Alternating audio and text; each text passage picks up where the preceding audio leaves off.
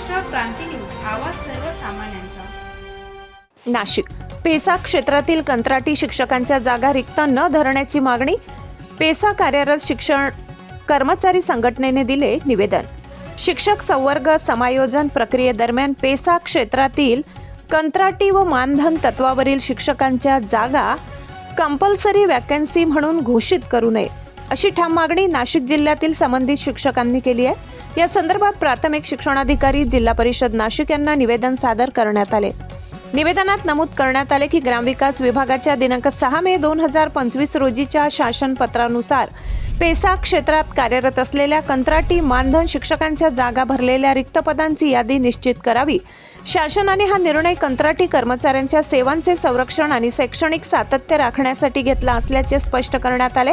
दरम्यान महाराष्ट्र राज्य शिक्षक परिषदेने समायोजन प्रक्रियेसाठी या जागा खुला करण्याची मागणी केली असली तरी ती शासनाच्या धोरणाच्या विरोधात असल्याचे निवेदनात नमूद आहे। जर या जागा रिक्त म्हणून जाहीर केल्या गेल्या तर अनेक कंत्राटी शिक्षकांवर बेरोजगारीचे संकट ओढवू शकते, तसेच दुर्गम भागातील शाळांच्या कामकाजावरही विपरीत परिणाम होण्याची शक्यता व्यक्त केली जात आहे। त्यामुळे संबंधित अधिकाऱ्यांनी शासन आदेशाचे काटेकोर पालन करून कंत्राटी व मानधन शिक्षकांच्या जागा समायोजन प्रक्रियेत रिक्त म्हणून विचारात घेऊ नयेत अशी मागणी करण्यात आली आहे। महाराष्ट्र क्रांती न्यूज, नामदेव बोरसे। आज आम्ही झेडपीला भेट दिल्यानंतर त्या ठिकाणी माननीय शिक्षणाधिकारी मॅडम यांच्याशी आम्ही बोलणं केलं की त्यामध्ये ज्या संघटना आहेत शिक्षक संघटना त्यांनी काय केलं आहे की ज्या समायोजनासाठी जागा पाहिजेत त्या जे आता सध्या कंत्राटी मानधन कार्यरत शिक्षक जे आहेत त्यांच्या जागा मागू राहिलेत, पण 2015च्या GR-नुसार ज्या काही जागा रिक्त आहेत त्या पण आम्हाला अजून भेटलेल्या नाहीत आणि 2025मध्ये एक पत्र आलेलं होतं की जे मानधन कार्यरत शिक्षक आहेत तर त्यांना त्यांच्या ज्या जागा आहेत ज्या कंपल्सरी वॅकंट जागा आहेत तर त्यामध्ये न दाखवता हे जागा भरलेल्या दाखवायच्या आहेत।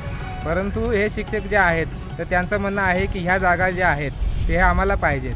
तर आमचा स्पष्ट निर्देश आहे की आमची जी नियुक्ती आहे ही पेसाच्या कायद्यानुसार आमची झालेली आहे।